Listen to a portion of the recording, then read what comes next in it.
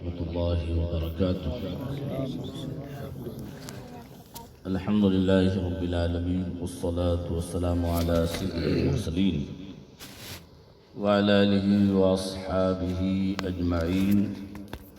أما بعد فأعوذ بالله من الشيطان الرجيم. بسم الله الرحمن الرحيم. ورفعنا لك ذكرك. صدق الله العظيم وصدق رسوله النبي الأمين المتين الكريم. پورا مجمع مل کر باواد بلند درود پاک کا ہدیہ پیش فرمائیں. اللهم صل على سيدنا مولانا محمد وعلى آل سيدنا مولانا محمد وبارك وسلم. صلاة والسلام عليك يا رسول اللہ صلی اللہ تعالی وسلم. عقیدت و محبت کے ساتھ ایک مرتبہ اور باواد بلند درود پاک.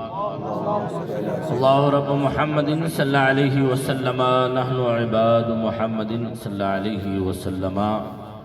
نبی اور آل نبی کی بارگاہ میں ایک مرتبہ اور باواد بلند درود پاک. اللہ رب محمد صلی اللہ علیہ وسلم نحن عباد محمد صلی اللہ علیہ وسلم.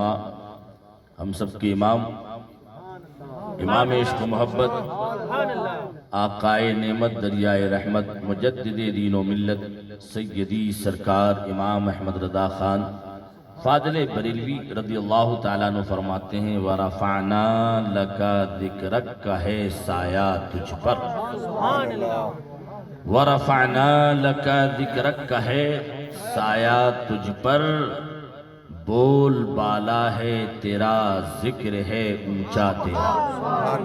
بول بالا ہے تیرا ذکر ہے اونچا تیرا. اور کیا دبے جس پہ حمایت کا ہو پنجہ تیرا. شیر کو خطرے میں لاتا نہیں کتا تیرا. مٹ گئے مٹتے ہیں مٹ جائیں گے عادہ تیرے. نہ مٹا ہے نہ مٹے گا کبھی چرچا تیرا. ذرا زور سے ارے اب تو کھلی فضا میں بیٹھے ہو بھی. ہاں کھلی فضا ملی ہے ماشاءاللہ. اور یہ ہمارے جماعت رضائے مصطفیٰ کی کامیابی کی سب سے بڑی دلیل ہے کہ آج یہ جشن جو منا رہے ہیں اور جس کا منا رہے ہیں تو منانے والا کون ہے اور کس کا منایا جا رہا ہے آپ خود جانتے ہو. سرکار کے گھر والے سرکار کا ہی میلاد منا رہے ہیں. آج ہم ان کے مہمان بن کر کے آئے ہیں. ایک چیز ہمیشہ یاد رکھنا, میں ہمیشہ کہتا رہتا ہوں, دیکھیں کہ حکم یہ ہے کہ قرآن جب تک آپ کا دل جمے قرآن پڑھنے میں تب تک آپ قرآن پڑھیں, اور جیسے ہی آپ کا دل ادھر ادھر بھاگنے لگے تو حکم یہی ہے کہ قرآن شریف بند کر دیں اور آپ اٹھ کر کے چلے جائیں. یہ قرآن کا ادب ہے. محفل رسول کا ادب یہ ہے کہ اگر ایک سچا پکا عاشق رسول ہے تو وہ اچھی طرح جانتا ہے کہ اس محفل میں کبھی کبھی سرکار کرم فرما کر تشریف لاتے ہیں, جیسا کہ اہل سنت والجماعت کا عقیدہ یہی ہے. تو جب تک آپ کو یہ لگے کہ نہیں یار ہمارے محفل میں دل جمی ہے اور ہمیں سرور مل رہا ہے, آپ بیٹھیں. لیکن جہاں ذرا سی بے ادبی کا شائبہ لگنے لگے تو آپ اٹھ کے چلے جائیں. یہ ہے ادب محفل کا. اور یہ یاد رکھنا, اگر کوئی بندہ کعبہ بھی پہنچ جائے اور اگر بے ادب ہو تو وہاں سے بھی اسے کوئی فائدہ نہیں ملنے والا, کوئی فائدہ نہیں ملنے والا. لیکن اگر بندہ کعبے سے باہر دور رہتا ہو, یہاں سے ادب کرتا ہو تو اللہ اسے بھی نواز دیتا ہے. اللہ تعالیٰ اسے بھی ادب کی چیز ہے. آپ جیسا ادب کریں گے ویسے ہی ملے گا. اپنے پیر کا جیسا ادب کرو گے ویسے ہی فیض ملے گا. بزرگوں کا جیسا ادب کرو گے ویسے ہی فیض ملے گا. محفلوں کا جیسا ادب کرو گے ویسے ہی فیض ملے گا. قرآن کا جیسا ادب کرو گے ویسے ہی فیض ملے گا. دین و اسلام کا جیسا ادب کرو گے ویسے ہی فیض ملے گا. لیکن آپ صرف رسم کے اعتبار سے چلو تو پھر یہی حال ہوگا جو آج پوری دنیا میں ہماری اوپر گزر رہا ہے. پوری دنیا میں جو ہماری سر سے گزر رہا ہے. اللہ تبارک و تعالی آج کی ہماری اس محفل کو اپنی بارگاہ میں قبول فرمائے. ذکر سے متعلق ایک مرتبہ حضرت جبریل آئے اور فرمایا یا رسول اللہ صلی اللہ تعالی وسلم کیا آپ جانتے ہو کہ اللہ نے آپ کے ذکر کو کتنا بلند فرمایا؟ کیف رفعت ذکرک، اے اللہ کے حبیب آپ جانتے ہو کہ اللہ نے آپ کے ذکر کو کتنا بلند فرمایا؟ فرمایا کہ اللہ نے آپ کے ذکر کو اتنی عظمت دی، ذکرنی مع ذکرتک، یہاں تیرا ذکر ہوگا وہاں میرا ذکر ہوگا، جہاں تیرا ذکر ہوگا وہاں میرا ذکر ہوگا۔ تو ذکر مصطفیٰ در حقیقت میں کیا ہے؟ ذکر خدا ہے۔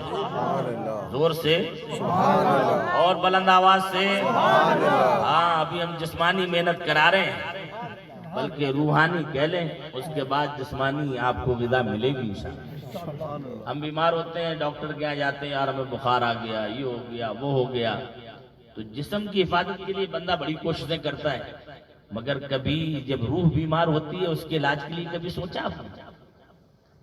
جس طرح بدن بیمار ہوتا ہے اس کے لیے طبیب اور ڈاکٹر ہوتے ہیں، ایسی روح بیمار ہوتی ہے اس کے لیے طبیب کون ہوتے ہیں؟ اس کے لیے ذکر کی محفلیں ہوتی ہیں، اس کے لیے قرآن کی تلاوت ہوتی ہے، اس کے لیے درود و سلام کی کثرت ہوتی ہے، اس کے لیے بزرگان دین کی چوکھٹیں ہوتی ہیں کہ اگر آپ کی روح بیمار ہو جائے تو قرآن کی تلاوت کرو، آپ کی روح بیمار ہو جائے تو صلاۃ و سلام کی کثرت کرو، آپ کی روح بیمار ہو جائے تو اپنے پیارے آقا کا ذکر کرو، آپ کی روح بیمار ہو جائے تو اپنے گھر میں محفل سجاؤ، خود بھی کھاؤ دوسروں کو بھی کھلاؤ، آپ کی روح کو ترقی مل جائے گی، آپ کی روح کو بلندی مل جائے گی، آپ کی روح کو عروج مل جائے گی۔ اعلیٰ حضرت کا ایک شعر ہم بہت پڑھتے ہیں، بخدا خدا کہے گی ادھر، اگر آپ محبت سے سنو گے تو سنا سبحان اللہ، اور آواز بلند کر کے سبحان اللہ، تاکہ جو سو رہے ہیں وہ جاگ کر کے بھاگ آئے ہیں، سبحان اللہ، جو سو رہے ہیں وہ واپس آ جائیں ادھر اگر ان کے نصیب میں ہے، زور سے کہیں سبحان اللہ، سبحان اللہ۔ ایک حدیث پاک میں آیا معلوم ہے کیا؟ میرے آقا صلی اللہ علیہ وسلم ارشاد فرماتے کہ جب کہیں سے گزرا کرو تو زور سے اللہ کا ذکر کر لیا کرو، سبحان اللہ، سبحان اللہ، سمجھے؟ زور سے اللہ کا ذکر۔ کب تک تم مکان کے اندر اندر ذکر کر رہے تھے نا تو وہاں کی دیواریں گواہ ہو رہی تھی، مگر یہاں کھلی فضا میں سید صاحب نے انتظام کرا دیا، دیواریں بھی سن رہی، پتھر بھی سن رہے ہیں، پیڑ بھی سن رہے ہیں، درخت بھی سن رہے ہیں، سبحان اللہ، دوسری چیزیں بھی سن رہی ہیں۔ تو جہاں جہاں تک ہمارے ذکر کی آواز پہنچے گی قیامت کے دن وہاں وہاں کا ایک ایک ذرہ بولے گا کہ اس بندے نے اللہ تیرا ذکر کیا، نے تیرا ذکر کیا ہے۔ اور جب یہ گواہی دیں گے تو اللہ کہے گا تو نے میرا ذکر کیا، جا میں نے تیرے گناہوں کو معاف کر دیا، سبحان اللہ، جا میں نے تیرے گناہوں کو معاف کر دیا۔ سبحان اللہ۔ اب ذرا یہ شعر کی روشنی میں تھوڑی گفتگو سن لیں۔ امام عشق محبت اعلیٰ حضرت فرماتے ہیں بخدا خدا کا یہی ہے در، نہیں اور کوئی مفر مگر، جو وہاں سے ہو یہیں آ کے ہو، جو یہاں نہیں تو وہاں نہیں۔ بخدا قسم کھا رہے ہیں اعلیٰ حضرت، بخدا ہم لوگ نہیں کہتے ہیں، بخدا میں نے دیکھا ہے، بخدا میں نے ملاقات کری ہے، بخدا میرا دوست آیا ہے، قسم کھاتے ہیں بخدا۔ اعلیٰ حضرت قسم کھا کے فرما رہے ہیں بخدا، خدا کی قسم، خدا کا یہی ہے در، یہ در مصطفیٰ ہی در خدا، بخدا خدا کا یہی ہے در، جو اس در سے لگ گیا ذرہ تھا تو آفتاب بن گیا، سبحان اللہ، ذرا زور سے سبحان اللہ، ذرہ تھا تو آفتاب بن گیا۔ آپ سب جانتے ہیں حضرت بلال حبشی، سب جانتے ہیں کون تھے حضرت بلال حبشی، امیہ کے غلام تھے، کوئی قیمت نہیں تھی، کوئی پوچھنے والا نہیں تھا، مگر حضرت بلال رضی اللہ تعالیٰ عنہ کے دل میں عشق رسول کی شمع روشن ہو گئی، سبحان اللہ، شمع روشن ہو گئی، کلمہ پڑھ لی اور رسول اللہ کے ایسے دیوانے ہو گئے کہ اب امیہ مار رہا ہے، اور ایسا ویسے نہیں مار رہا ہے، آج تو ہم چھوٹے چھوٹے کیڑے مکوڑوں سے ڈر جا رہے ہیں، بتاؤ مگر وہ ایمان دیکھو حضرت بلال کا، سبحان اللہ، سبحان اللہ، کہ ان کو تپتے ہوئے ریت پر ننگی پیٹھ لٹایا گیا، تپتے ہوئے ریت پر ننگی پیٹھ لٹا دیا گیا، اس پر ایک وزنی پتھر سینے پر رکھ دیا گیا، اور زبان حضرت بلال رضی اللہ تعالیٰ عنہ کی باہر آ گئی، زبان باہر آ گئی۔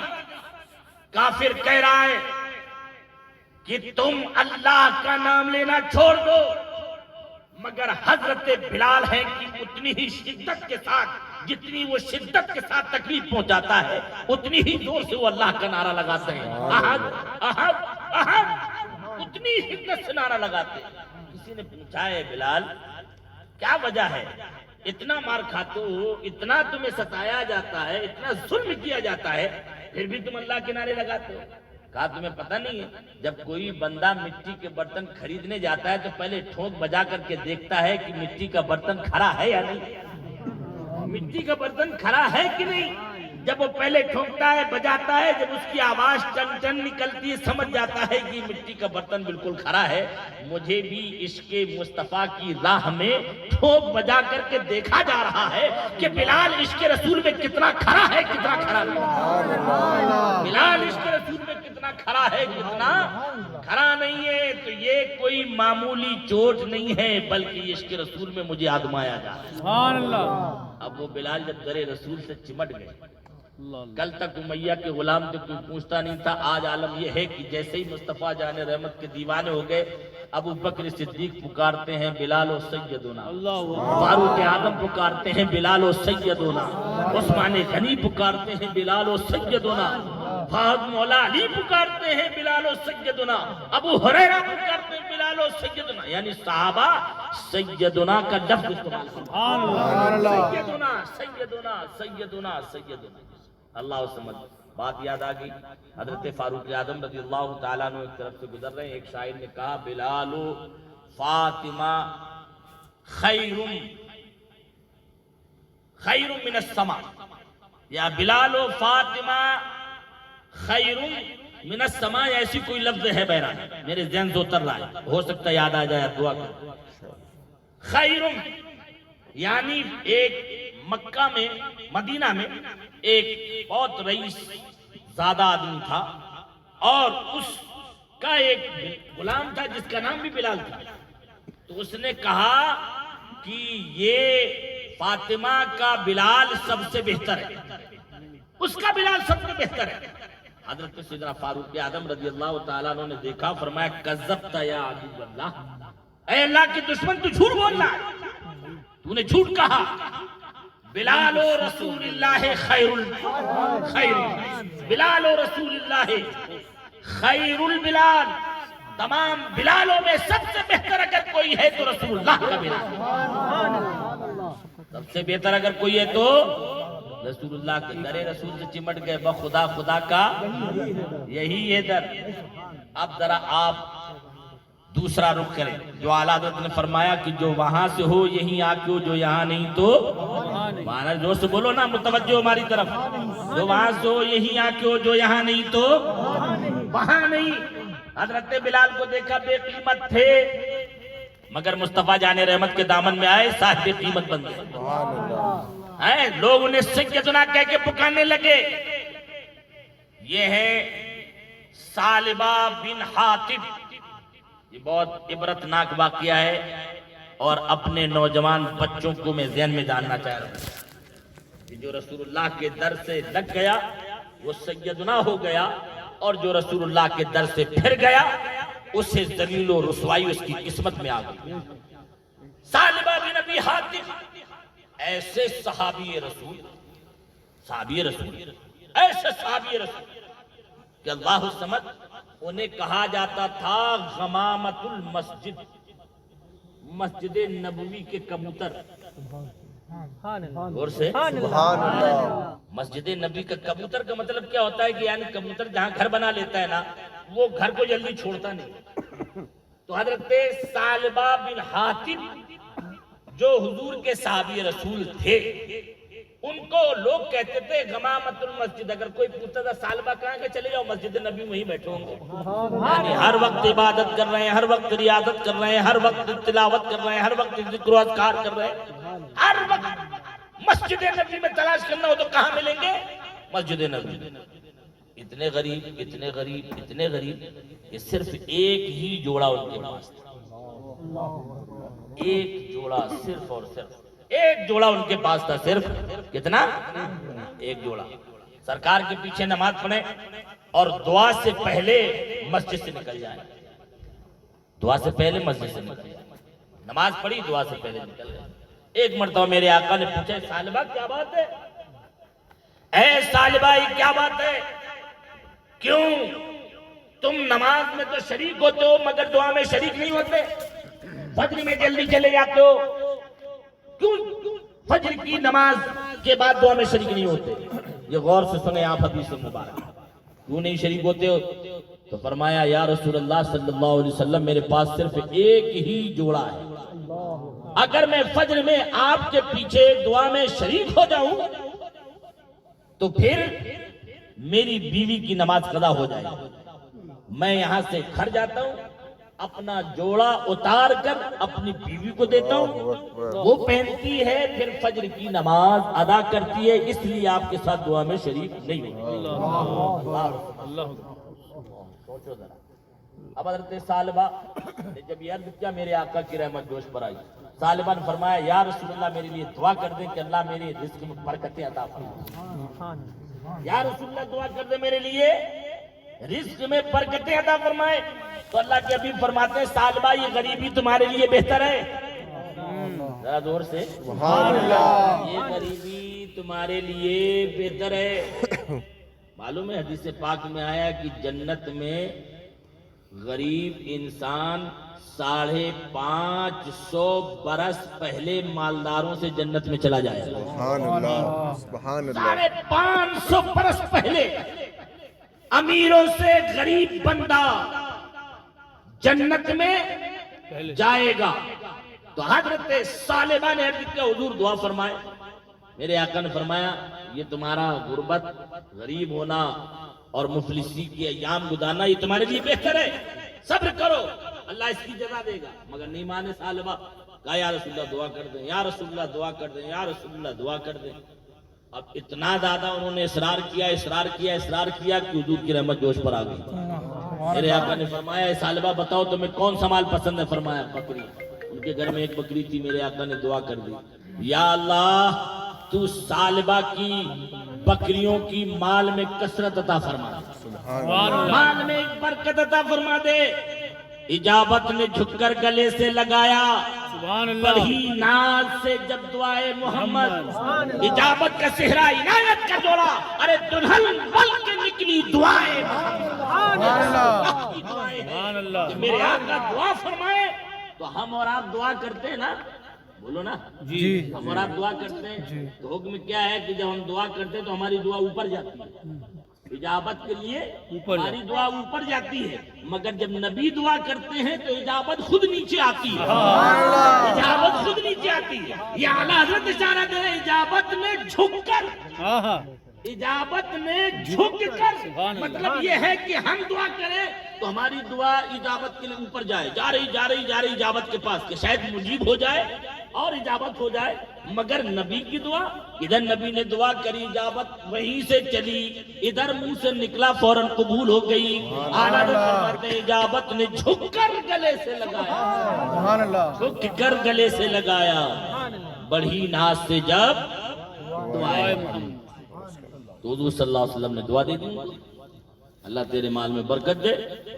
اب مال میں برکت ہوئی, ایسی برکت ہوئی, بکریاں بکریاں بکریاں. ان کا گھر چھوٹا پڑ گیا, سبحان اللہ, گھر چھوٹا پڑ گیا ان کا. اب اور کثرت بڑھ گئی.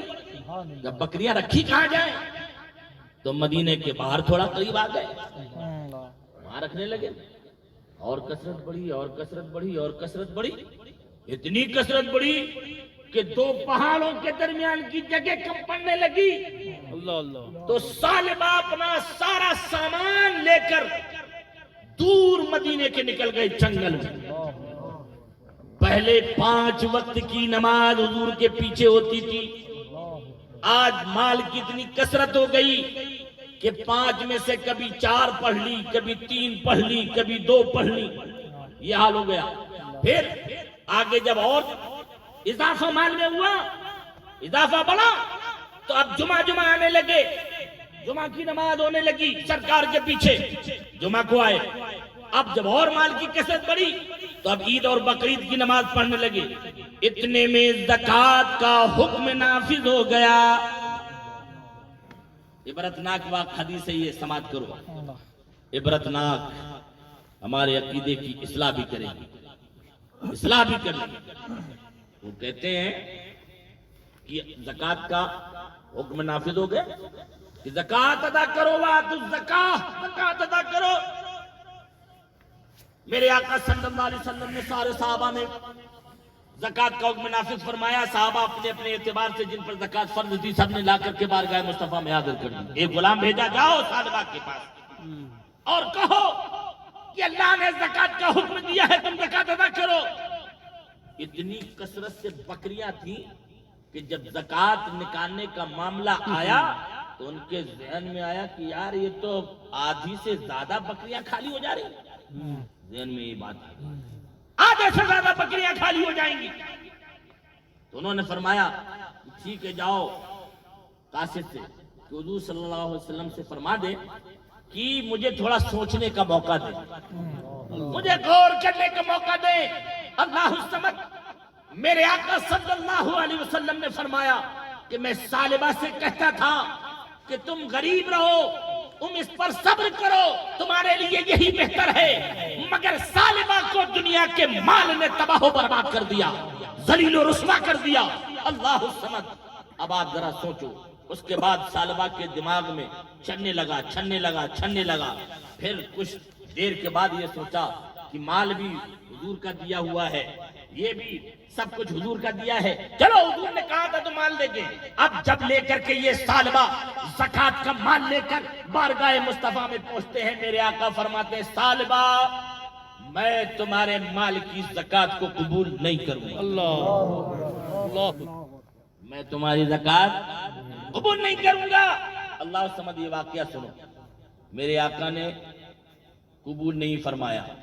حضرت ابو بکر صدیق کا دور آیا, ان کے دور میں بھی لے کر کے آئے, انہوں نے بھی منع کر دیا. فاروق اعظم رضی اللہ تعالیٰ عنہ کا دور آیا, ان کے یہاں لے کر کے انہوں نے بھی منع کر دیا. عثمان غنی رضی اللہ تعالیٰ عنہ کے زمانے میں وہ زکوٰۃ لے کر کے آئے, انہوں نے فرمایا کہ جب پیارے آقا نے تیری زکوٰۃ ٹھکرا دی, ابو بکر صدیق نے تیری زکوٰۃ ٹھکرا دی, فاروق اعظم نے ٹھکرا دی, اے سالبہ تو مر سکتا ہے مگر تیری زکوٰۃ کو ہم قبول نہیں کریں گے. اللہ سمجھ. ایسی طرح وہ مال کے ساتھ دنیا سے رخصت ہوا, ذلیل و رسوا ہوا, اور ایسا ذلیل و رسوا ہوا کہ سارے صحابہ نے اس سے جو ہے ناراضگی کا اظہار کر دیا کہ جب تم مصطفیٰ جان رحمت کا نہ ہوا تو پھر ہمارا کبھی بھی نہیں ہو سکتا. یہ صحابہ کا ایمان اور عقیدہ تھا, اور یہی آج اہل سنت والجماعت کا عقیدہ ہونا چاہیے کہ اگر تم چاہتے ہو کہ رسول اللہ صلی اللہ علیہ وسلم کی محبت سچی طور سے تمہارے دل میں بیٹھے تو تمہارے لیے ضروری ہے کہ جو رسول اللہ کے وفادار ہیں ان سے محبت کرو, جو رسول اللہ کے غدار ہیں ان سے نفرت کرو. سبحان اللہ. اس سے نہیں ہو سکتا, یہ تو دوگنی پالیسیاں ہو جا رہی ہیں, یہاں بھی کھاؤ وہاں بھی کھاؤ, ادھر بھی چلو وہ بھی صحیح وہ بھی صحیح. کیسے ہو سکتا ہے؟ ارے یار رات دن ایک نہیں ہو سکتے, چاند و سورج ایک نہیں ہو سکتے, یہ چیزیں وہ چیزیں ایک نہیں ہو سکتی, خوشبو اور بدبو دونوں ایک نہیں ہو سکتی. یہ کیسے ہو سکتا ہے کہ ایک اہل سنت والجماعت کا عقیدہ رکھتا ہو اور ایک بد مذہبیت کا عقیدہ رکھتا ہو اور تم سب کو ایک لے کر کے چلو؟ کبھی نہیں ہو سکتا, یہ کبھی نہیں ہو سکتا. صحابہ کرام کی تاریخ دیکھو, صحابہ کرام کے سامنے اگر کوئی بد مذہب آ جاتا, بلکہ میں نے تو یہ تاریخ میں پڑھا ہے, میں نے یہ کتابوں میں پڑھا ہے کہ صحابہ کرام رات میں سوتے وقت اپنے بچوں کو تلقین کیا کرتے تھے, اپنے بچوں کو سے گفتگو کرتے تھے کہ دیکھو ان سے محبت کرو, ان سے محبت کرو, ان سے محبت کرو. اور فرماتے تھے دیکھو ان سے دور رہنا، ان سے الگ رہنا، ان سے جدا رہنا، ان کے قریب مت جانا، یہ ملے تو ان کو سلام مت کرنا، جن کے مریض ہو جائے تو ان کی عیادت نہ کرنا، یہ مر جائے تو ان کے جنازے میں شریک نہ ہونا۔ یہ صحابہ کرام کی زندگی کی تاریخ ہے، صحابہ کرام کی زندگی کی تاریخ ہے۔ اگر اس میں بھی آپ کو تسلی نہیں ہو رہی تو یہ ذرا حضرت سیدنا فاروق اعظم رضی اللہ تعالیٰ عنہ کا واقعہ سنیں، اپنا ایمان تازہ کریں۔ حضرت سیدنا فاروق اعظم رضی اللہ تعالیٰ عنہ رات میں گشت کر رہے ہیں، گشت۔ ایک مسافر ملتا ہے، کہا حضور میں بھوکا ہوں۔ فرمایا خادم کو اس کو کہو چلے ساتھ میں لے کے چلے، گھر لائے، دسترخوان بچھایا گیا۔ دسترخوان بچھاتے ہی کھانا سامنے رکھا گیا، وہ کھانا شروع بھی کر چکا، تناول کرنے لگا۔ اتنے میں کچھ بد مذہبیت کے الفاظ اس کی زبان سے نکل گئے، کچھ بد مذہبیت کے الفاظ زبان سے نکلے تو سیدنا فاروق اعظم رضی اللہ تعالیٰ عنہ نے اپنے غلام سے فرمایا کہ اس کا کان پکڑ کر گھر سے باہر کرو، اس کا کان پکڑ کر گھر سے باہر کرو۔ آج نہ تو یہ چیزیں ہمارے پاس اور نہ اتنی سمجھ ہمارے پاس۔ ابھی ہم کو یہ بھی پتہ نہیں کہ بسم اللہ میں بے پہلے کیوں آیا، الف کیوں نہیں آیا، بے پہلے کیوں آیا، تے کیوں نہیں آیا، بسم اللہ کی تشریح کیا ہے، اس کی ترکیب کیا ہے، یہ بھی ہمیں پتہ نہیں۔ ارے یہ تو بہت دور کی بات ہے، اگر ہم کہیں کہ تم صحیح طریقے سے سورہ فاتحہ پڑھ کے سنا دو تو قرات کے اعتبار سے نہ جانے کتنی غلطیاں ہماری سورہ فاتحہ کے اندر موجود ہیں، مگر ہمارا ایمان پختہ ہے نہیں۔ اعلیٰ حضرت امام عشق و محبت عظیم البرکت فاضل بریلوی رضی اللہ تعالیٰ عنہ پوری زندگی یہی درس دیتے رہے اور یہی فرماتے رہے کہ یاد رکھنا ذیاب فی سیاب لب پہ کلمہ دل میں گستاخی، سلام اسلام ملحد پر کے تسلیم زبانی۔ ذیاب فی سیاب یعنی کپڑوں میں بھیڑیے چھپے ہوئے ہیں، یہ بھیڑیے انسانی لباس پہن کر کے آ گئے تمہارے سامنے۔ ذیاب فی سیاب، لب پہ کلمہ ہے دل میں گستاخی ہے۔ لب پہ کیا ہے؟ کلمہ ہے، لا الہ الا اللہ، لا الہ الا اللہ۔ دیکھا نہیں تم نے وہ دربند کی بات سنی نہیں تم نے؟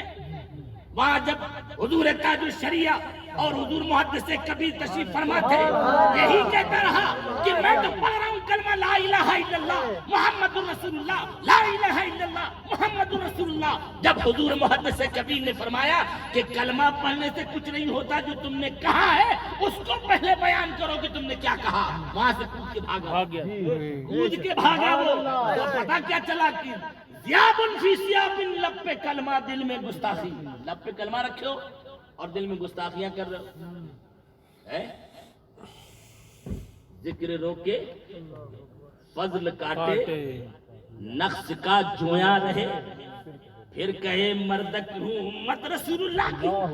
ارے ہم بھی امت رسول ہیں، امت رسول ہیں، ٹھیک ہے آپ امت دعوت تو ہو سکتے ہو، مگر الحمدللہ اہل سنت والجماعت کو یہ اعجاز حاصل ہے کہ یہ ساری امت اجابت ہے۔ اس نے رسول اللہ کو صحیح طور سے پہچانا اور رسول اللہ کو صحیح طور سے رسول اللہ کی محبت اپنے دل میں بسائی۔ ذکر روکے فضل کاٹے، نقص کا جویا رہے، پھر کہے مردک ہوں امت رسول اللہ۔ آپ ذرا سوچو، آج ہمارے والد کو کوئی گالیاں دے دے تو کون ایسا غیرت مند بیٹا ہے جو اپنے والد کو گالیاں دینے والے سے مصافحہ کرے اور پڑھ کر کے سلام کرے؟ کون ایسا غیرت مند بیٹا ہے؟ ہمارے والد کیا کروں تیرے نام پہ جاں فدا، نہ بس ایک جاں دو جہاں فدا، دو جہاں سے بھی نہیں جی بھرا، کروں کیا کروڑوں جہاں نہیں۔ ارے ایک بات تو کیا ہے، ناموس رسالت پر اگر اللہ ہمیں ہزاروں باپ عطا کرے اور ناموس رسالت کی بات آ جائے تو ہزاروں باپ کو اپنے قربان کر دینا، مگر ناموس رسالت پر حرف آ جائے یہ ایک سچا عاشق رسول کبھی برداشت نہیں، کبھی بھی برداشت نہیں کر سکتا۔ اسی لیے میرے آقا صلی اللہ علیہ وسلم نے ارشاد فرمایا من وقر صاحب بدعۃ فقد اعان علی هدم الاسلام۔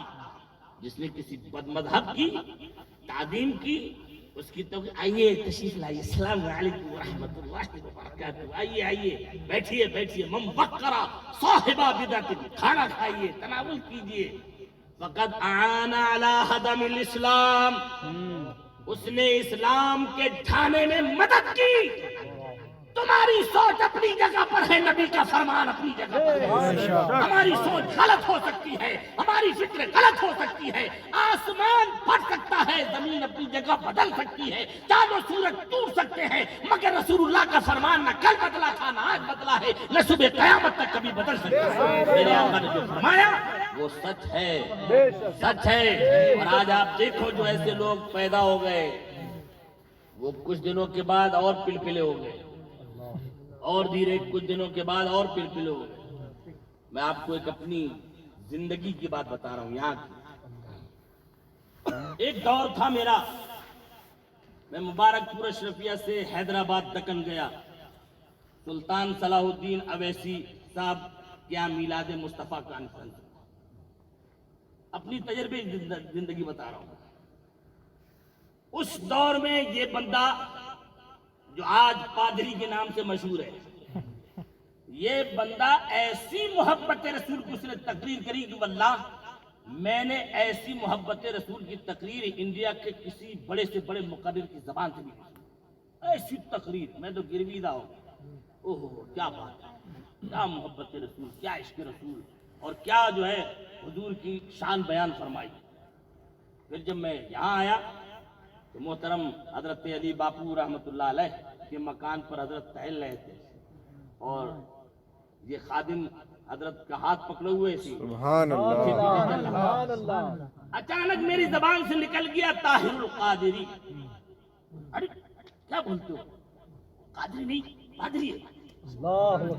میں آپ سوچو میرے پسینے چھوٹ گئے، کیا میں نے تو پروگرام کیا اس کے ساتھ میں تو اس کی تقریریں میں نے سنی، حضرت کیا فرما رہا ہے۔ ٹھیک 15 سال کے بعد، ٹھیک 15 سال کے بعد، یہ تقریباً 99 یا 2000 کی بات ہے کہ جب حضور نے فرمایا، اس کے بعد 2015 یا 14 کے اندر یہ حالت پوری دنیا نے دیکھی کہ کیک جو ہے وہ میلاد النبی کے نام پر وہ طرف یہ کاٹ رہا ہے اور ایک طرف وہ پادری کاٹ رہا ہے۔ تو جو حضور تاج الشریعہ نے 15 سال پہلے دیکھا تھا وہ ہماری نگاہوں سے اوجھل تھا، یہ اللہ والے ہیں کہ جو ہونے والا ہوتا ہے وہ پہلے ہی دیکھ لیا پہلے ہی دیکھ لیا کرتے ہیں اور اپنے بندوں کو آگاہ کرتے ہیں۔ آج کیا ہے، آج خود اپنا تجزیہ کر لو، پوری دنیا آج جو ہے اس بات پر آمادہ ہو رہی ہے کہ ہر جگہ خلاف، ہر جگہ جو ہے مورچے نکالے جا رہے ہیں، ہر جگہ جو ہے جلوس نکالے جا رہے ہیں کہ حضور صلی اللہ علیہ وسلم کے خاکے بنانے کے بارے میں یہ توہین ہے، یہ توہین ہے، یہ توہین ہے۔ مگر جب ان سے پوچھا گیا تو بولتے توہین نہیں ہے، معاذ اللہ توہین نہیں ہے یہ، اس لیے کہ اس میں شکے نکال دی، یہ شکے وہ، ارے تم شکے کسی بھی چیز میں نکال دو تو کوئی چیز بھی تم حلال کو حرام بنا دو، حرام کو حلال بنا دو، کوئی بھی چیز ہو۔ ارے وکیل کرتے کیا ہیں، وکالت جو پڑھتے ہیں وہ کیا کرتے ہیں، جو مجرم ہوتا ہے اس کو رہا کروا دیتے ہیں، جو مجرم نہیں ہوتا اس کو اندر ڈلوا دیتے ہیں۔ ارے جب وہ کر سکتے ہیں تو ایک منطق اور فلسفہ پڑھنے والا یہ بھی کر سکتا ہے کہ زمین کو آسمان بنا دے، آسمان کو زمین بنا دے، مگر ہمیں اس کی اجازت نہیں ہے۔ ہمیں صرف ضرورت یہ ہے کہ ہم اپنے بزرگوں کو دیکھیں، ہم اپنے مشائخ کو دیکھیں، ہم اپنے بزرگان دین کے نقش قدم کو دیکھیں۔ واللہ حضور تاج الشریعہ کا نقش قدم آج بھی ہمارے لیے مشعل ہدایت ہے، اس لیے کہ حضور تاج الشریعہ نے جیسے ہی جانشین مفتی اعظم ہند بنے اور آپ نے جانشینی کا حق ادا فرمایا، پوری زندگی لوگوں کو کیا سے کیا کہتے رہے، مگر ہمیشہ عشق رسول کا درس دیتے رہے، ہمیشہ محبت رسول کا درس دیتے رہے، اور ان کے جنازے نے ثابت کر دیا کہ جنازے نے ثابت کر دیا کہ عاشق رسول ایسا ہوتا ہے، عشق رسول میں جو مر جاتا ہے اس کے جنازے میں ازدحام کا یہ عالم ہوتا ہے۔ سبحان اللہ۔ تو میلاد مصطفیٰ صلی اللہ علیہ وسلم میں بیٹھے ہیں مولانا، میلاد مصطفیٰ کی برکتیں لوٹ رہے ہیں۔ آج یہ بھی ایک مسئلہ چلتا ہے کہ بھائی حضور صلی اللہ علیہ وسلم کی ذات مدینہ پاک میں تمہارا عقیدہ یہ ہے کہ حضور محفل میں آ جاتے. میں نے گفتگو میں سنایا تھا، 2 واقعات سنائے تھے، مگر آج مجھے ایک بات یاد آ گئی، وہ میں آپ کے سامنے ذکر کر رہا ہوں، اور وہ ہے پیرے پیرا میرے میرا. سبحان اللہ، سبحان اللہ، ذرا زور سے سبحان اللہ. سرکار غوث پاک رضی اللہ تعالیٰ عنہ. رمضان کا وقت ہے، مہینہ ہے رمضان کا. رمضان کے مہینے میں افطاری کی دعوت لوگ دیتے ہیں. مریدین اپنے مریدین جو تھے وہ اپنے شیخ کو دعوت دینے کے لیے قریب آئے. فرمایا حضور آج مغرب روزہ افطار ہمارے گھر پر. یار زور سے بولو نا، روزہ افطار ہمارے گھر پر. دوسرے صاحب تھوڑی دیر کے بعد آئے، فرمایا حضور آج روزہ افطار ہمارے گھر پر. تیسرے صاحب آئے، بولے حضور آج روزہ افطار ہمارے گھر پر. کتنے آئے؟ ارے ٹوٹل کتنے آئے؟ 70. گئے ایک وقت میں 70 مریدوں کے یہاں آقا. خلیفہ اعلیٰ حضرت مولانا جمیل رحمت اللہ تعالیٰ علیہ فرماتے گئے ایک وقت میں 70 مریدوں کے یہاں آقا. سمجھ میں کچھ نہیں آتا معما غوث اعظم کا کیسے ہو سکتا ہے؟ ایک آدمی اور وہ بھی 70 جگہ پر. 70 لوگ آئے دعوت دینے کے لیے. اب صبح ہنگامہ کھڑا ہو گیا. آج میں بڑا خوش ہوں. سبحان اللہ، سبحان اللہ. کل کی افطاری میں نے سرکار غوث پاک. سبحان اللہ. دوسرا کھڑا ہو گیا، کہا میں بھی بڑا خوش ہوں. کہا کیوں خوش ہو؟ کہا کل کی افطاری ہم نے سرکار غوث پاک کے ساتھ. تیسرا کھڑا ہو گیا، 10 کھڑے ہو گئے، 20 کھڑے ہو گئے. 70 لوگ آپس میں گفتگو کر رہے ہیں. اب جو غوث پاک رضی اللہ تعالیٰ عنہ کے خادم خاص تھے، چپ رہو تم لوگ، تم لوگ کیا ہنگامہ مچا رکھا ہے؟ ایسا نہیں ہو سکتا ہے. کل حضور ہمارے گھر سے اپنے گھر سے کہیں نکلے ہی اللہ اکبر. کہیں نکلے ہی نہیں. میں نے خود کل حضور کے ساتھ افطار فرمایا. اللہ الصمد. جب یہ بات پہنچی سرکار غوث پاک رضی اللہ تعالیٰ عنہ کے کانوں تک تو میرے سرکار تشریف لائے. سرکار غوث پاک رضی اللہ تعالیٰ عنہ ایک قریب میں درخت تھا، درخت پر پھونک ماری. فرمایا ہے میرے مریدوں ذرا درخت اللہ اللہ. جب درخت کو دیکھا تو دیکھا سبوں نے کہ درخت کی ہر پتی پر غوث پاک تشریف فرما. نعرہ تکبیر، نعرہ رسالت، نعرہ غوثیہ. ہر پتی پر غوث پاک رضی اللہ تعالیٰ عنہ موجود. فرمایا دیکھ لیا اس درخت کی کوئی پتی ایسی نظر نہیں آ رہی ہے جہاں پر میں بیٹھا نہ ہوں. اللہ اللہ. ہر پتی پر میں بیٹھا ہوں. اب میں پوچھ سکتا ہوں کہ جب غوث پاک رضی اللہ تعالیٰ عنہ جو بیٹے ہو کر امتی ہو کر 70 گھروں میں چلے جائیں اور اپنے گھر سے بھی نہ نکلے تو اس میں کسی کو تعجب نہیں. تو جس کے صدقے میں غوث اعظم کو یہ مقام ملا ہے ان کے باپ کے معجزے کا عالم کیا ہوگا، ان کے آقا کے معجزے کا عالم کیا ہوگا. رہتے ہیں مدینے میں گھر گھر میں اجالا، رہتے ہیں مدینے میں گھر گھر اجالا، ہر گھر میں اجالا ہے. سبحان اللہ. اور دوسری مثال دے دوں. سبحان اللہ، سبحان اللہ. اور آپ کی آنکھ کی پتلی میں ایک رائی کے دانے کے برابر نور ہے نا. جی بولو جی غلط کہہ رہا ہوں کیا؟ تو زور سے بولو نا یار. جی. رائی کے دانے کے برابر آنکھ میں نور ہے.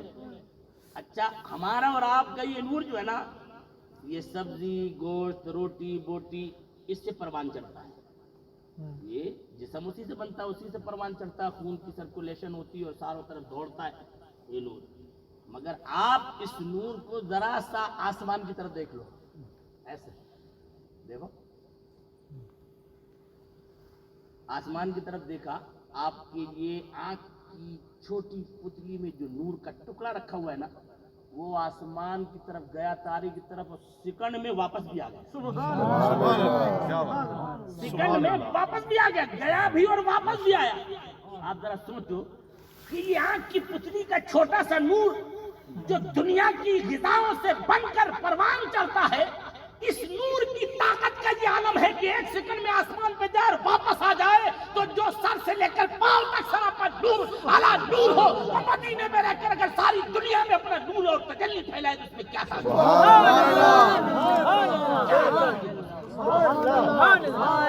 مادی نورانیت ہے، جب علم کا یہ عالم ہے تو جو ساتھ برابر نور ہے، جس کے بارے میں اعلیٰ حضرت فرماتے ہیں تیری نسل پاک میں ہے، تو ہے نور تیرا سب گھرانہ نور کا، تو ہے نور تیرا۔ ایک حدیث اور یاد آ گئی، سبحان اللہ۔ ایک مرتبہ میرے آقا صلی اللہ علیہ وسلم نے صحابہ کرام سے فرمایا، اے میرے صحابہ تم یہ بتاؤ کہ سب سے زیادہ اعجب ایمان کس کا ہے؟ اعجب یعنی تعجب والا، غور سے سننا یہ ہے، سب سے زیادہ اعجب ایمان کس کا ہے؟ کون ایسا ہے کہ جس کے ایمان میں تعجب کیا جائے؟ تو صحابہ کرام نے فرمایا یا رسول اللہ فرشتوں کا ایمان سب سے عجب، سب سے تعجب والا فرشتوں کا ایمان۔ کہا نہیں، فرشتے تو اللہ کے قرب میں رہتے ہیں، فرشتے تو اللہ کے قرب میں رہتے ہیں، وہ جو کہتا وہی کرتے ہیں، اس کے علاوہ کچھ کرتے ہی نہیں، تو فرشتوں کا ایمان عجب نہیں ہے، تعجب والا نہیں۔ پھر میرے آقا نے فرمایا کہ میرے صحابہ بتاؤ سب سے زیادہ تعجب والا عجب والا ایمان کس کا ہے جس پر تعجب کیا جائے؟ تو صحابہ نے فرمایا انبیاء کا۔ تو میرے آقا نے فرمایا انبیاء کا بھی عجب ایمان نہیں ہے، اس لیے کہ انبیاء تو وہ ہوتے ہیں جن پر پیغام الہی اترا کرتا ہے، وہ تو اللہ کا پیغام بندوں تک پہنچاتے ہیں، اس کا جو حکم ہوتا ہے وہ لوگوں تک پہنچا دیتے ہیں۔ تو پھر میرے آقا نے فرمایا بتاؤ سب سے زیادہ عجب ایمان کس کا ہے؟ تو صحابہ فرماتے ہیں پھر تو ہمارا ایمان ہوگا، پھر تو ہمارا ایمان سب سے زیادہ عجب ہوگا۔ تو میرے آقا نے فرمایا نہیں، تم تو ہمیں دیکھ کر ایمان لا رہے ہو، تم نے تو ہمارے ہاتھوں سے معجزات دیکھے، دیکھ کر کے ایمان لا رہے ہو، تو میری بارگاہ میں بھی آتے جاتے ہو، میرے پاس اٹھتے بیٹھتے ہو، سلام و کلام کرتے ہو، تو تمہارا ایمان اتنا عجب نہیں ہے۔ فرمایا پھر اللہ اور رسول ہی بہتر جانے۔ یا رسول اللہ آپ بتائیں کون؟ کہا وہ لوگ ہیں جو ہماری دنیا سے جانے کے بعد قیامت تک پیدا ہوں گے اور بغیر دیکھے ہم پر اپنا جان و مال قربان کریں گے، بغیر ہم کو دیکھے ہم پر جان و مال قربان کریں گے۔ قیامت تک جو ایسا بندہ پیدا ہوتا رہے گا اس کا ایمان سب سے زیادہ عجب والا ہے کہ وہ اس کو نہ خدا کی اتنی قربت ملی اور نہ اس کو نبیوں کا چہرہ دیکھنے کو ملا، نہ اس کو کسی نبی کے صحابی کا چہرہ دیکھنے کو ملا ہے، بلکہ اس نے جان لیا کہ میرے آقا شمس الضحیٰ ہے، میرے آقا بدر الہدیٰ ہے، میرے آقا نور ہے، میرے آقا رات میں مسکرا دے تو روشنی ہو جاتی ہے، میرے آقا چاند کا اشارہ کرے تو دو ٹکڑے ہو جائے، سورج کو اشارہ کرے تو پلک آئے، میرے آقا اگر کنکری ہاتھ میں لے لے تو کلمہ پڑھنے لگے، درخت کو بلائے تو چل کر کے سبحان اللہ۔ آ جائے۔ تو جب وہ بندہ یہ سن کر ہم پر ایمان لائے گا اور اپنی محبت جان مال جو کچھ بھی ہو سب لٹا دے گا، اس کا ایمان سب سے زیادہ عجب ہوگا۔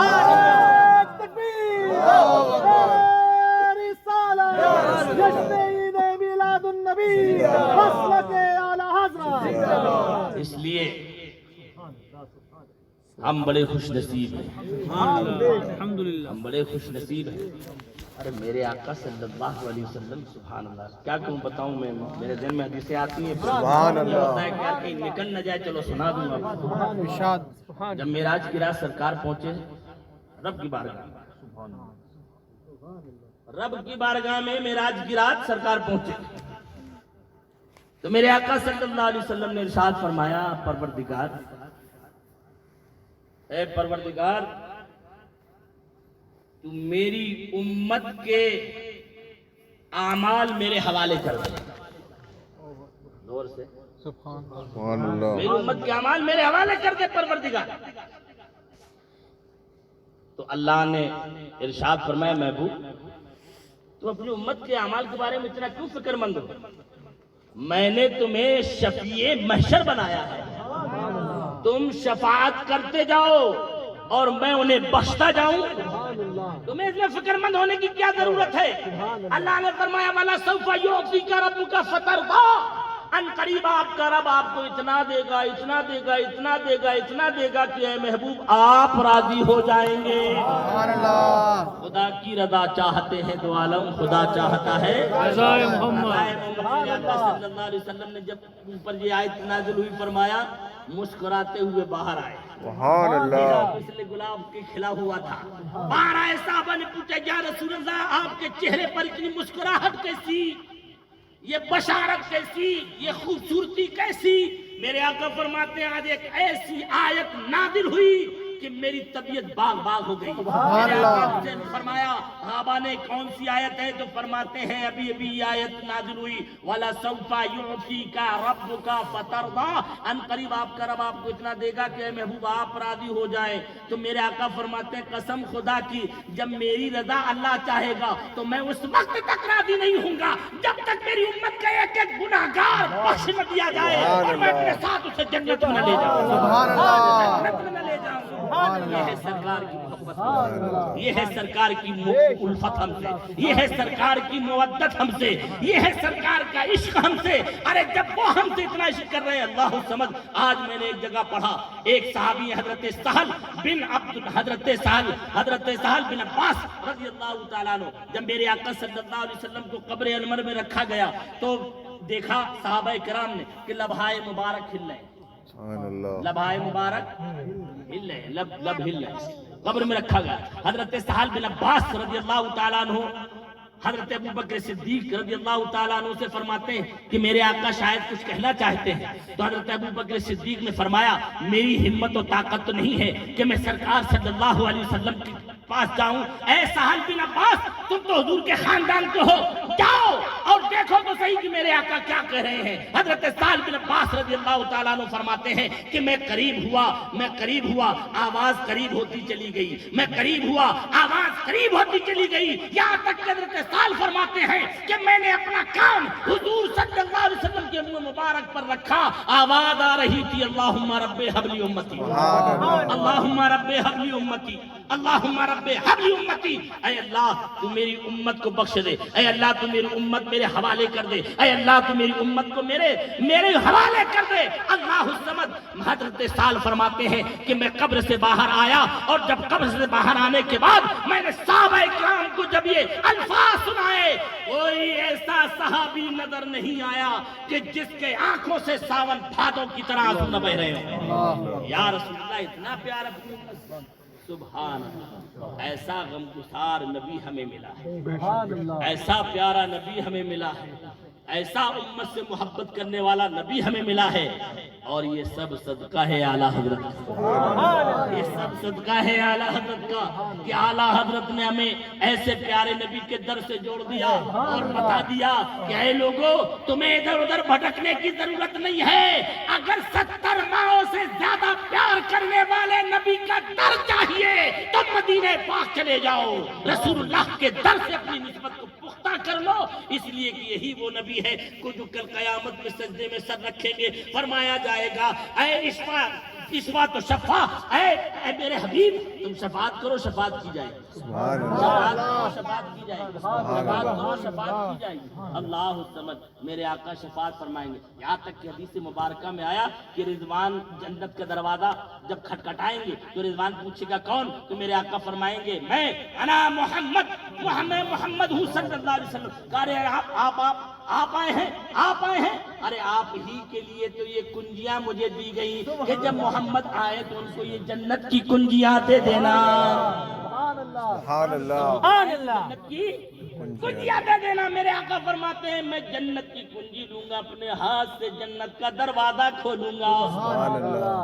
بولو کوئی دوسرا دروازہ کھول سکتا ہے؟ اعلیٰ حضرت کیا کہتے ہیں؟ ذہن پہنچا؟ تجھ سے اور جنت سے کیا مطلب ہم رسول اللہ کے جنت رسول اللہ میں چابی سے دروازہ جنت کا کھولوں گا اور پیچھے جتنے غلام ہوں گے میرے ساتھ سب داخل ہو جائیں۔ سبحان یہاں تک کہ فرمایا گیا کہ ایک ایک صف ایسی ہوگی کہ جس میں 70,000 یا 70 لاکھ ایک ایک صف، سبحان اللہ، ایک ایک صف میں 70,000 ہوں گے جو بغیر حساب و کتاب کی جنت میں سبحان جائیں گے۔ اللہ۔ اللہ بغیر حساب و کتاب۔ دعا کرو کہ اللہ تعالیٰ اس محفل کے صدقے، اس میلاد النبی کی محفل کے صدقے اور طفیل میں ہمارے گناہوں کو معاف کرنا اور ہمیں اپنے محبوب کا سچا وفادار بنانا۔ یاد رکھو میری بات ہمیشہ، میں ہمیشہ یہی کہتا رہتا ہوں، میں کیا کہتا ہوں، میں نے اپنے بزرگوں سے سنا کہ اللہ کی سطح بقدم شان ہے یہ، انسان ہی انسان کو انسان ہے یہ۔ قرآن تو ایمان بتاتا ہے انہیں، لیکن ایمان یہ کہتا ہے میری جان ہے یہ۔ تو اگر ایمان کی جان سلامت ہے تو تم سلامت، اور اگر ایمان کی جان چلی گئی کچھ کام نہیں آئے۔ ہم مسافر ہیں اور یوں سمجھو کہ بلائنڈ ٹائر کے راستے پر لیلانگ وے سے بلائنڈ ٹائر ہمارا سفر ہو رہا ہے۔ اب جو مسافر ہوتا ہے اس کا مقصد، اس کی نگاہ، اس کی سوچ، اس کی فکر، اس کی منزل ہوتی ہے۔ اس کی سوچ، اس کی فکر کیا ہوتی ہے؟ اس کی منزل ہوتی ہے۔ آدم علیہ السلام کے زمانے سے سفر کر رہے ہیں دنیا میں، سفر چالو ہے ہمارا، اور ابھی بھی ہماری گاڑی چل رہی ہے۔ کہیں ایسا نہ ہو کوئی لٹیرا آپ کی گاڑی کی اسٹیئرنگ ادھر ادھر گھما دے، اس لیے اعلیٰ حضرت کا دامن کس کے پکڑو، تحت شریعہ کا دامن کس کے پکڑو، تاکہ آرام سے اپنی منزل تک پہنچ سکتے ہیں۔ اور وہ منزل کون سی ہے؟ امام عشق و محبت فرماتے ہیں، صبا وہ چلے کہ باغ بھلے، وہ پھول کھلے کہ دل ہو بھلے، لیبا کے تلے سلام کھلے، رضا کی زبان تمہارے لیے کھڑے ہو کے صلاۃ و سلام۔ کعبے کے بدرو